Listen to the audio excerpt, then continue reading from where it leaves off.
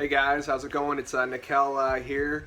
So today I just want to talk about money management, and some things that helped me out along the way was to get control of my emotions.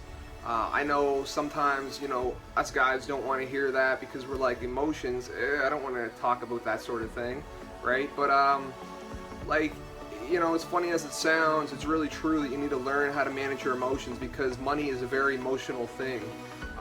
So another thing that's helped me out was just having some self-control. Sometimes you gotta know how to control yourself. Something that's really helped me to manage money was to read books. I read a couple books like if you're not managing the money you have, it's gonna be hard to if you get more money, it's not going to help the fact that you can't manage what you already have. So I started reading books and I found that so effective. I read a couple books, and some of the things that it said in the books is if you don't value money, you're probably not going to have any. So that's so true, right? And another book I read was The Wealthy Barber, and he explains like your income equals spending plus saving, or your income equals saving plus spending. So that book had really helped me, and I read that a couple years ago, and it's still like the concepts and the principles still apply today, and it's still helping me. That's why like some of the greatest financial people will say that the best investment you can make is in yourself, because like you can make these investments, read these books and stuff, and they still help you out years to come. Another thing that's helped me out was to like get a mentor or just like somebody that you can trust and ask them some certain things about money. Like I remember going to somebody from the church and asking him about money, and he was like, "Nikel, you need to know that your wants and needs are different." So that kind of helped me out at the time, is to just separate what I wanted and what I actually needed. And so like I was saying, you need to learn how to manage what you currently have.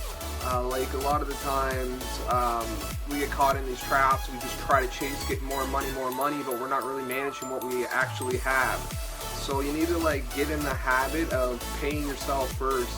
Like all the financial books will tell you that, to pay yourself first. You want to set aside a certain percentage of your income to pay yourself first.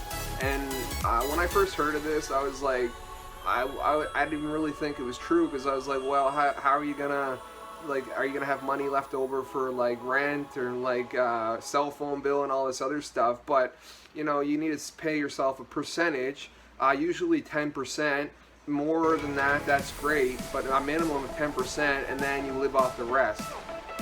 So like I've seen like a lot of people, they try to save what's left after they spend, and they always come up short. But you want to save first and then spend after. So it's very important to save your money very first. And like, let's say your income is not what you currently want it to be, you still need to get in the habit of paying yourself first and just setting it aside, and just having the self-control not to touch it. So as well, you need to have 3 to 6 months of your monthly expenses set aside for emergencies to keep yourself out of debt.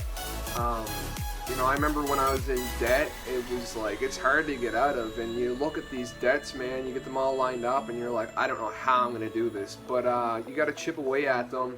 Typically, you want to work from the very least to the greatest. That way you kind of build momentum. Just write out all the debts that you have if you're currently in debt, and just pick off the smallest one, and then just focus that one at a time. Because if you focus on too much at one time, it's so hard to make progress. You want to just narrow it down into one, and just smash that out the park. And then the second one, the third one, and that's what's helped me out. And like, I've been out of debt for quite a while now, and I'm hoping you guys can do the same.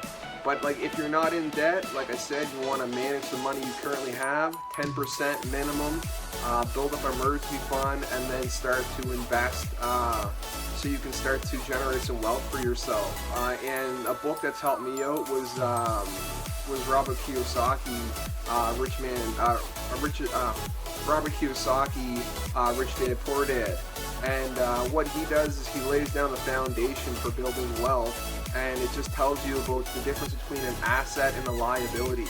So, you know, like, you got to know what a liability is and what an asset. So, like, an asset is something that's going to put money into your pocket. A liability is going to take money out of your pocket. So if you guys can find some value, smash that like button. Until next time, thank you.